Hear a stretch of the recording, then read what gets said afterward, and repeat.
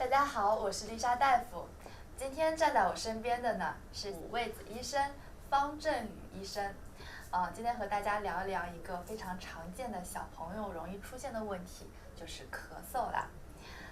首先我们就来为大家剖析一下关于咳嗽的一些基本的医学知识，帮大家出招。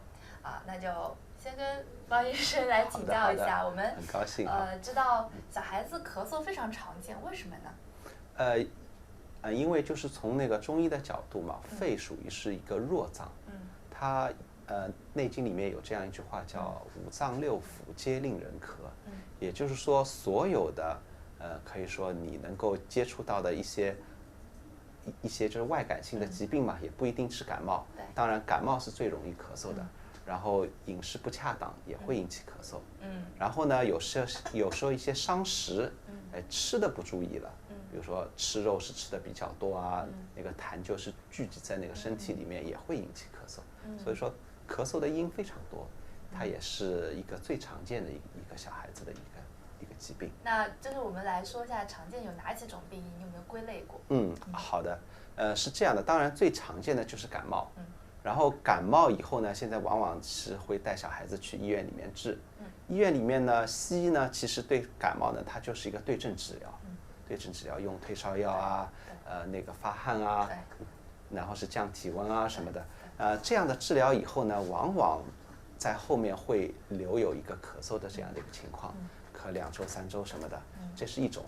然后呢，饮食方面不注意，比如讲他如果吃了一些水产品，我见的比较多，吃虾，吃螃蟹，吃鱼，河鱼和海鱼呢里面还不一样，就是说有的小孩对海鱼更敏感一些，有的小孩对河里面的一些东西更敏感一些，这种情况都有，一不小心就咳了，咳了以后，而且这种咳嗽其实挺难治疗的。因为西医现在也知道，就是过敏性咳嗽有很多，但是，西药的一些像酮体芬啊这些抗过敏的药，有时候会有效果，但是大部分时间是没有什么大的效果。对的，像我们经常会做一个过敏原测试，然后呢一测下看，有些人可能对花生过敏，有些人对一些那个海鱼过敏，那测出来以后呢，可能就他说你要避免吃这些食物。对吧？但是也没有一个特别有效的药物。是的，是的。对于那个过敏原测试呢，我个人并不是很主张，因为这个结果里面假阴性和假阳性太多了。一旦作为一个临床医生来看，一个检查它假阴性、假阳性太多的话，我们一般就是觉得这样的检查就没什么必要，反而会造成就是爸妈他觉得很紧张，哎呀，原来这个也不能吃啊，哎呀，原来鸡蛋牛奶也不能吃。这个我就认为没这个必要，但是我觉得做家长应该要去观察，就说如果是什么东西吃下去以后，确实会引起一些问题，比如说是荨麻疹啦、咳嗽啦，那以后吃这个东西就要注意了。对的。这个小孩子的成长过程中，父母的这种陪伴和留心观察是很重要的。就像您刚刚讲到的，对于这种。海鱼就是水里的这些东西，像虾呀、螃蟹都算是对吗？对。他们是据您经验来看，是引起小儿咳嗽的一个比较常见的原因。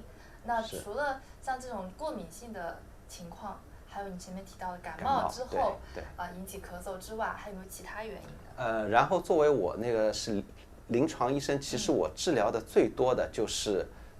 临床上面不该用抗生素的情况，他们去用抗生素啊什么，反而会引起咳嗽的迁延不愈。像这种情况，其实找我们中医来看是最多的。也就是说，咳啦没好，然后就去看医生。然后医院里面呢，他就是觉得可能是感染吧，那就用抗生素。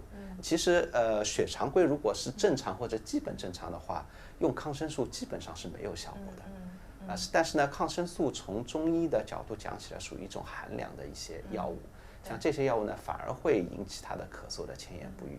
这种情况，我们临床上面其实是碰到的是最多的。明白。所以像我在医院的时候。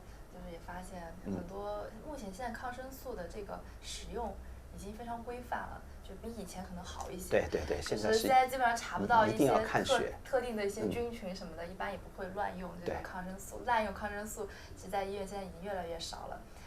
那就像一些小朋友感冒，然后用了一些抗生素，然后但是呢，这咳嗽就留下来了。对。像这种情况，如果他们来到我们中医这边，会怎么为他们治疗呢？中医治疗咳嗽其实效果非常非常的好。就说我已经可以到，就说我可以在这边夸口，就是对着摄像机，我可以说我到现在没有碰到过我没有治好的咳嗽，小儿咳嗽。因为这方面的经典案例太多了，太多了。中医它是一个对应治疗，对应治疗先分析你到底是寒还是热，你是虚还是实，都有相应的药物来治疗。对。就不是一个对症，而是一个对因治疗。是。就根据我们刚才讲到的这些原因，而且是中医所讲的一些原因，对，来去采取相应的治疗措施。那能不能举几个实战性的案例呢？好吧，那个我接触过有一个小孩5岁，他从2岁开始咳嗽，2岁开始就说他是怎么样咳呢？很有意思，就每天早上咳半个小时，早上哐哐哐咳半个小时，然后1天就没事。第2天早上再咳半个小时，对，咳了3年。他妈妈也是中医也看了，西医也看了，各种各样的药都吃了没用。然后他还在外地，然后他打电话给我，然后我就说你3副药，3副药，你试我3副药，我就开了张方子，他在当地配了3副药，配了3副药以后呢，第1副药下去咳嗽好了一半。他不相信，怎么可能？怎么可能？心理作用，这肯定心理作用。3年了，对，3年了，1副药下去好了一半，然后第2副药下去咳嗽就停了，第3副药下去就 OK 了，就再也没有这样的一个情况。对，效果非常好。效果非常好。那我也很好奇，它是什么原因？然后您又是如何找到这个病因对应治疗的呢？主要是那个我总结出了，我在前人的方子的基础上面总结出了我自己的一张方子，它可以说是涵盖了咳嗽的所有的一些原因，所有的一些原因。我记得我当初在大2、大3的时候，我去跟老师抄方嘛，这个老师他就有一张非常好的咳嗽方子，基本上小孩来他就用这张方子，基本上10拿9稳，一抓一个准，我就把这张方子记下来了。可以透露一点吗？记下来以后，我后来我就去找了，原来这张方子叫止嗽散。止嗽散是那个明清时候的一个著名医家的一个方子。但是后来我发现止嗽散里面有一些药物还不是很好，比如说他用百部。百部这个药呢，第一是它止咳的效果并不好，然后它会吃了以后会对咽喉会产生一点刺激，我就把这个药去掉了，然后再换了一个我觉得挺好的药，然后那个效果就非常好。当然是您基于前人的基础上总结了一个自己的一个经验方，对吗？对的。那我基于刚才那个病例啊，他是早上咳嗽，那有些小孩子他是晚上咳嗽，有各种各样的咳法。这2个原因，那你能不能具体跟大家讲讲为什么呢？晚上咳嗽也有晚上咳嗽的方子，是一张最简单的方子，小柴胡汤，原方上，治一个好一个。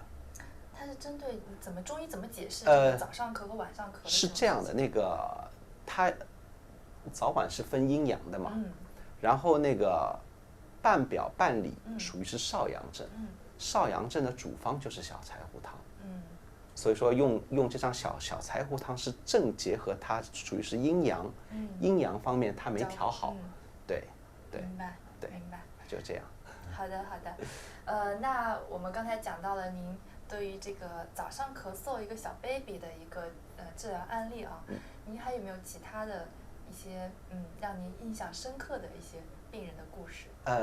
我印象比较深刻的是就在大概是09年10年的样子，我治过一个小女孩，因为她爸爸他特别感谢我，因为这个小女孩也是咳了几年，天天咳，她当然是白天咳，然后这次感冒完了就咳嗽，一直咳到下一次感冒，然后呢，曾经有一次他给女儿过生日嘛，让她许个愿，然后这个小女孩居然许愿就说我希望以后再也不要咳嗽了，然后那个爸爸当场就哭了，所以说他也跑了很多地方，然后在我这边也是很简单的方法就把他女儿的咳嗽给治好了，所以说他特别感谢我，特别感谢我，然后就把他全家都介绍到我这边来调理身体。明白。那他是个什么原因引起的咳嗽？他就是我觉得是他爸妈太紧张了，然后就是一个感冒以后没用对药，没用对药。因为像那个西医，它一般它就是治咳嗽最标准的就是用抗生素，但是现在不能乱用抗生素，你血指标正常的话，用抗生素属于是违规的，那就用别的药，一个就是顺尔宁，一个就是抗过敏，比如说是酮体芬，然后这3个药都用了还不好，那就没办法了，没办法了。就在我治疗中，有时候也会出现一个瓶颈，就是很多时候发现这个药物是对症为主的，尤其是在这种感冒、咳嗽这种情况。其实它是第一呢，容易复发，这个问题比较烦；第二呢，它这个效果不见得会很好。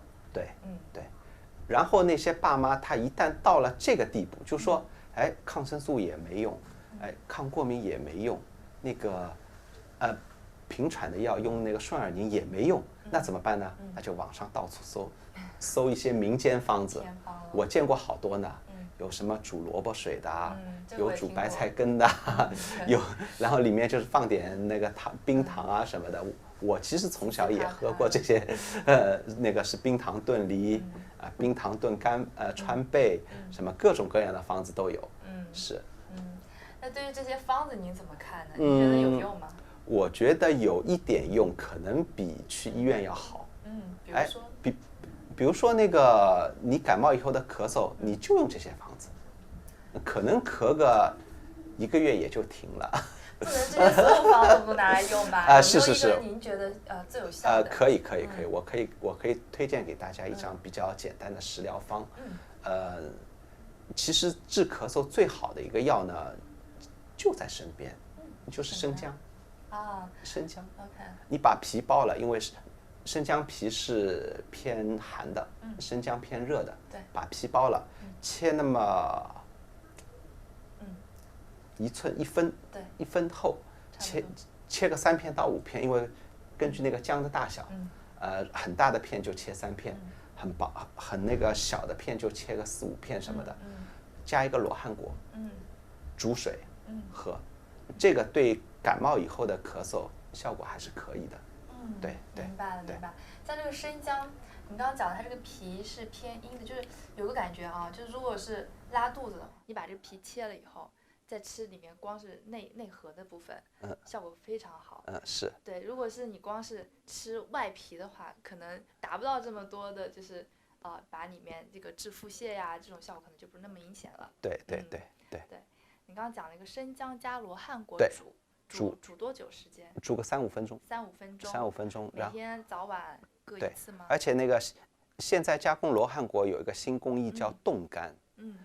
买那个冻干的果，它的口感非常好，很香，满屋子的香味。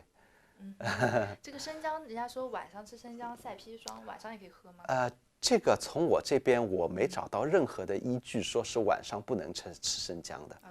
对，像我们一般就是放生姜下去煮的一些中药，其实也是晚上喝一半，早上喝一半，没有这样的一个情况在我临床上面碰到。明白。是。